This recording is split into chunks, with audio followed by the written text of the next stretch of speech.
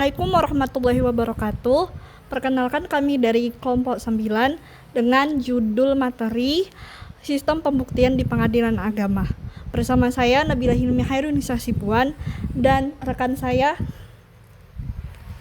Ahmad Asrin Nasution. Di sini kami akan mewawancarai seorang panitra dari Pengadilan Agama SEI Rampah, yakni Abang Dr. Fadil Yazid SH MKM.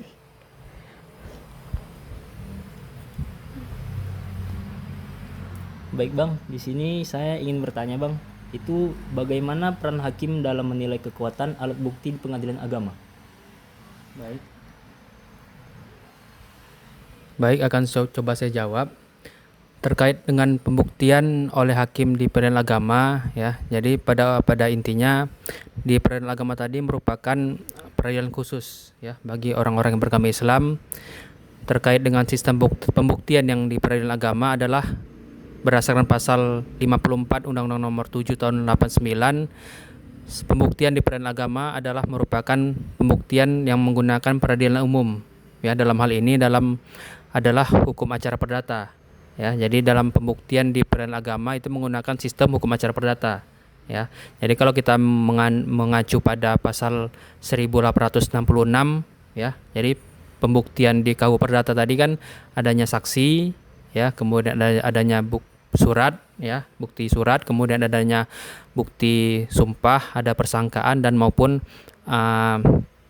pengakuan, ya. Jadi ada 5 alat bukti yang diakui oleh hukum acara perdata, ya.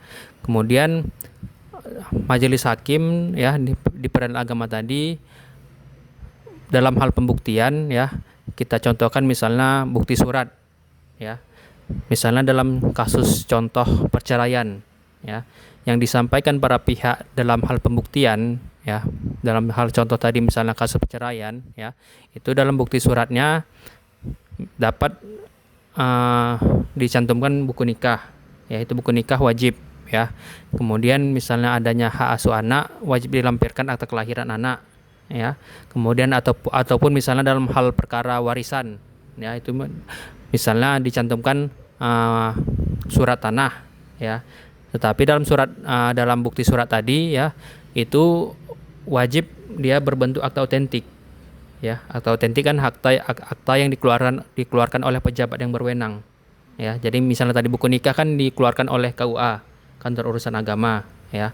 Kemudian kalau boleh juga misalnya perjanjian ataupun surat di bawah tangan, tetapi kekuatan hukumnya tidak kuat ataupun tidak seperti akta otentik, ya.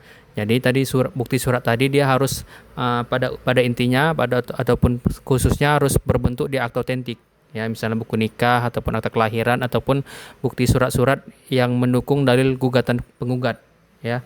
Kemudian bukti saksi, ya. Saksi tadi kan minimal 2 orang saksi, ya, yang harus dihadirkan oleh penggugat di hadapan persidangan, ya. Saksi tadi adalah saksi yang melihat, mendengar dan mengetahui tentang peristiwa ataupun kejadian secara langsung, ya, ataupun mengetahui fakta-fakta yang terjadi, ya. Kemudian tidak bisa saksi hanya 1 orang, ya. Saksi itu minimal 2 orang saksi, bisa lebih ataupun bisa 3, bisa 4 boleh, tapi dia minimal harus 2 orang saksi, ya.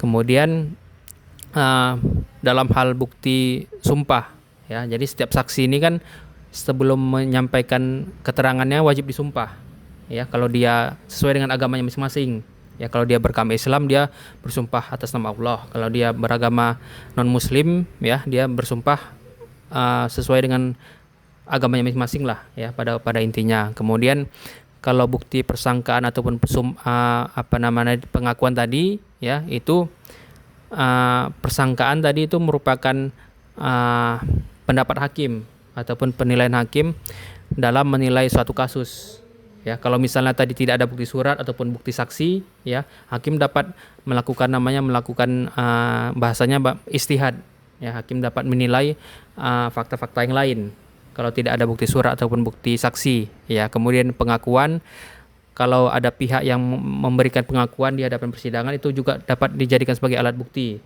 ya. Tetapi pada intinya kalau dalam pembuktian di hadapan persidangan tadi ya, pada intinya wajib sebenarnya untuk melampirkan bukti saksi maupun bukti surat. Ya, itulah yang bukti yang menguatkan dalil-dalil gugatan. Kalau tadi bukti pengakuan, persangkaan tadi kan hanya memang ada kekuatannya, tetapi hanya sebagai pendukung, bukti pendukung bagi hakim dalam memutuskan suatu perkara. Tetapi bukti surat dan bukti saksi tadi wajib ya disampaikan para pihak di hadapan persidangan. Mungkin ada yang dipertanyakan? Nah, tadi kan Abang bilang kalau bukti sumpah dan sebagainya itu tidak terlalu relevan. Nah, jadi apa sih yang bukti yang sangat kuat sekali untuk di pengadilan agama ini, Bang? Bukti pengakuan ataupun persangkaan bukan bukti yang tidak kuat, tetapi biasanya itu digunakan dalam persidangan kasus pidana. Kalau kasus-kasus perdata itu jarang. Ya, kalau dalam kasus perdata yang pada umumnya itu bukti surat dan bukti saksi, ya. Kalau tadi yang menguatkan ya itu tadi, bukti suratnya dia harus berbentuk akta otentik. Misalnya tadi buku nikah ataupun bukti-bukti yang lainnya, bukti surat lainnya. Kemudian saksi tadi ya, saksinya harus mengetahui, melihat ataupun mendengar ya secara langsung, tidak boleh hanya berdasarkan cerita. Ya, tetapi dia harus mengetahui secara faktanya yang sebenarnya yang terjadi. Jadi itulah yang sebagai dasar bagi hakim dalam memutus suatu perkara. Jika hal tadi tidak terpenuhi, misalnya tidak ada bukti surat ataupun ada bukti surat, tetapi tidak ada saksi yang menyaksikan ataupun tidak ada saksi yang melihat langsung ya tentang peristiwa tadi, maka hakim dapat memutuskan bahwasanya perkara tadi tidak dapat diterima karena tidak ada saksi. Karena kan hakim tidak hanya bisa menerima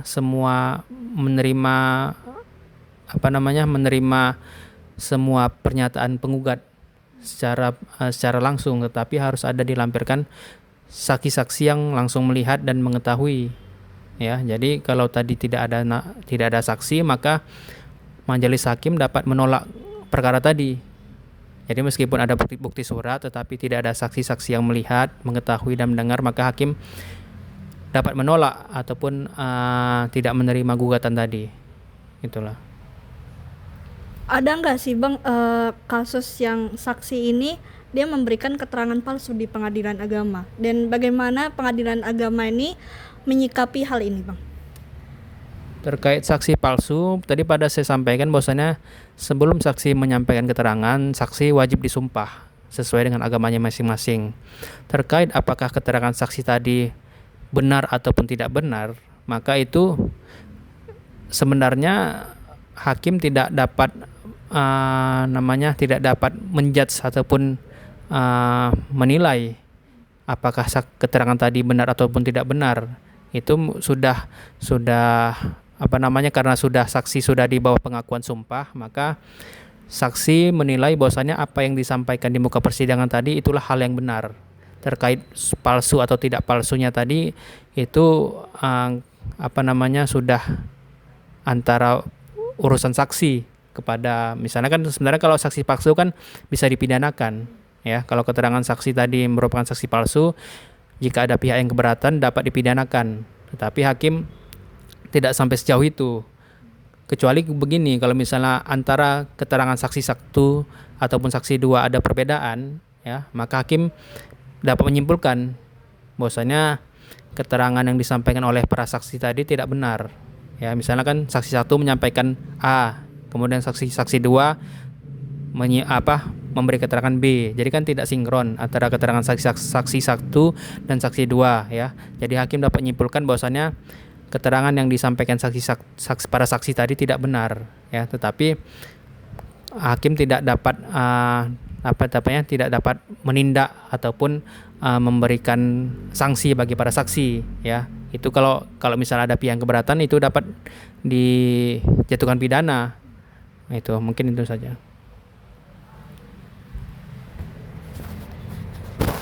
Baik Bang, lalu kalau tantangan yang sering muncul dalam proses pembuktian perkara di pengadilan agama ini apa Bang? Kalau tantangan terkait pembuktian tadi, saksi yang mengetahui Karena kan kalau tadi misalnya kasus perceraian, ya, kasus antara suami istri, misalnya istri menggugat, oke lah kita misalnya bukti suratnya ada, buku nikahnya ada, ya, sebagai salah satu alat pembuktian, tetapi tidak ada saksi yang melihat, ya, tidak ada saksi yang mengetahui ataupun mendengar. Karena kan bisa jadi pada seringnya begini, namanya kalau dalam rumah tangga kan mungkin si istri tidak pernah bercerita ataupun tidak ada orang yang pernah melihat, tidak pernah mendengar tentang keributan, ya, keributan dalam rumah tangga tadi. Jadi tidak ada saksi yang spesifik mengetahui, jadi sulit dibuktikan. Maka tadi saya sampaikan dalam acara pembuktian di persidangan di pengadilan agama tadi tidak bisa satu alat bukti saja yang disampaikan, misalnya alat bukti surat saja tidak bisa, dia harus harus bukti saksi juga disampaikan, ya. Jadi kalau tadi tantangannya itu saksi yang melihatnya tadi tidak ada, jadi gugatan tadi menjadi tidak dapat diterima oleh hakim. Itu saja, meskipun ya sebenarnya bisa saja pada umumnya, ya, kalau saksi tadi kan meskipun dia sudah berada di bawah pengakuan sumpah, ya, dia bisa saja berbohong, ya, kita bilang lah, kita bisa berbohong di hadapan hakim, ya. Tapi kan keterangannya tadi kan sudah sudah di bawah sumpah, maka keterangannya tadi diterima oleh hakim bahwasanya keterangan tadi adalah keterangan yang benar, ya. Itu saja mungkin yang terkait kendala-kendalanya, ya. Tidak ada saksi yang melihat secara langsung ataupun mengetahui secara langsung tentang peristiwa rumah tangga tadi lah dalam proses perceraian, ya, contohnya, ya. Karena kan kalau dalam peradilan agama ini kan ada beberapa kasus gugatan, ya, misalnya tidak hanya perceraian, bisa waris, ya, wasiat, ya, misalnya kasus hibah, ya. Jadi bukan hanya perceraian di pengadilan agama ini, ya, meskipun pada umumnya yang banyaknya memang kasus perceraian, ya, tapi bisa juga misalnya kasus waris, ya. Itu saja yang tantangannya.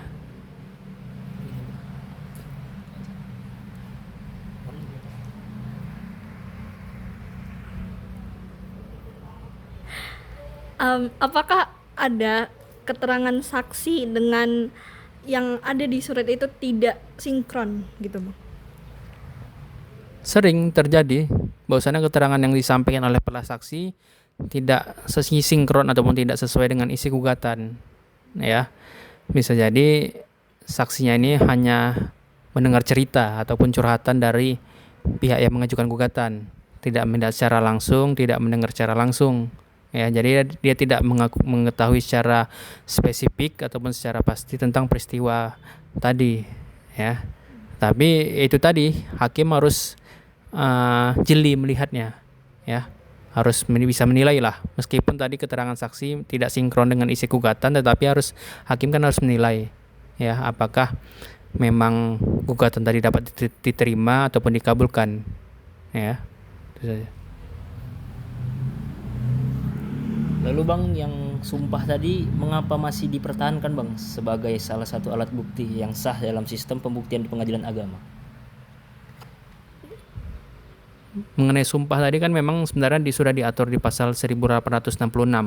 Salah satu alat bukti dalam hukum perdata tadi kan adalah sumpah, ya, selain 4 alat bukti yang lain. Kenapa mesti dipertahankan, ya? Sebenarnya begini, jika tidak ada alat bukti lain, misalnya tidak ada alat bukti surat, ya, tidak ada alat bukti saksi, ya, maka hakim bisa mengambil alat bukti yang lain, ya, baik dari persangkaan, pengakuan ataupun sumpah, ya. Jadi tadi misalnya tidak ada alat bukti saksi, tidak ada alat bukti lain, ya, maka dapat dikuatkan dengan sumpah, ya. Siapa yang disumpah? Yang disumpah adalah para pihaknya, ya, maupun ada pihak-pihak lain yang mempunyai kepentingan dalam hal gugatan tadi, ya. Misalnya bisa jadi misalnya ada anaknya, ya, anaknya disumpah, ya, yang mengetahui, meskipun pada umumnya kan anak tidak boleh sebenarnya di hadapan persidangan sebagai saksi bagi orang tuanya, ya. Baik, yang terakhir nih, Bang. bagaimana sih efektivitas sistem pembuktian di pengadilan agama dalam menangani perkara yang bersifat kompleks seperti sengketa harta bersama atau waris lintas agama? Baik, terkait dengan perkara misalnya waris ya, atau perkara bersama ya, itu harus dibuktikan memang dalam persidangan. Contoh misalnya harus ada harta bersama ya, harus pihak menggugat harus membuktikan bahwasanya harta yang diajukan tadi merupakan harta bersama, tidak harta bawaan. Kan dalam harta kan dibagi dua, harta bawaan, harta bersama. Nah, jadi dia harus buktikan misalnya harta bersama itu harta apa gitu ya. Harta bersama adalah harta yang diperoleh masa perkawinan atau di dalam perkawinan ya. Jadi pihak yang mengajukan gugatan wajib mendalilkan ataupun membuktikan bahwasanya harta yang dia gugat tadi merupakan bagian dari harta bersama. Misalnya mereka membeli rumah pada saat pernikahan ya, maka itu dikategorikan harta bersama ya. Kalau warisan itu kan bukan merupakan harta bersama, dia harta bawaan ya. Jadi harus dilampirkannya melalui apa? Bisa misalnya sebagai sertifikatnya atau perjanjian jual belinya ya. Kalau dalam perkara waris ya, itu harus agak kompleks memang ya. Dalam perkara waris itu kan harus kita lihat dulu, pertama siapa pewarisnya, kemudian ahli warisnya siapa, kemudian berapa bagian waris, ada harta warisannya, kemudian pembagian harta warisannya ya. Jadi dia harus didudukkan dulu siapa pewarisnya siapa. Misalnya sudah ada pewaris, kemudian dilihat dulu siapa saja ahli warisnya, siapa yang berhak ya. Kalau dia tidak punya anak, maka saudara kandungnya dapat. Kalau dia tidak ada anak tetapi tidak ada anak laki-laki, maka saudara kandungnya atau orang tuanya mesti dapat ya. Jadi dia harus lihat dulu siapa ahli warisnya ya. Kemudian juga dilihat harta warisannya ada tidak ya. Misalnya ada rumah ya, ada objeknya, maka sudah terpenuhi dari adanya harta warisan ataupun objek harta warisan. Kemudian harus dilihat bagiannya ya. Misalnya seorang istri ya yang hanya mempunyai satu orang anak, berapa bagiannya ya. Sebenarnya kalau harta warisan, pembagian warisan ini sudah tertera dalam Al-Quran bagiannya. Misalnya apakah dia dapat 1/4 atau dia dapat 1/8 atau 1/6 ya. Karena kan kalau kita dalam sistem pewarisan hukum Islam tadi kan ada namanya asobah, ada namanya zawil furud, ada namanya zawil hakam ya. Harus dilihat pembagiannya, meskipun pada sebenarnya sudah tertera dalam Al-Quran berapa bagian masing-masing ahli waris ya. Sebenarnya sih yang penting kita harus lihat dulu tadi siapa pewarisnya, ahli warisnya, kemudian pembagian warisannya ya. Itu saja. Baik, saya rasa sudah cukup. Inilah pemaparan materi dari kami. Terima kasih kepada Abangda Dr. Fadil Yazid SHMKN selaku Panitera Pengadilan Agama Serampah. Sekian dari kami. Wassalamualaikum warahmatullahi wabarakatuh.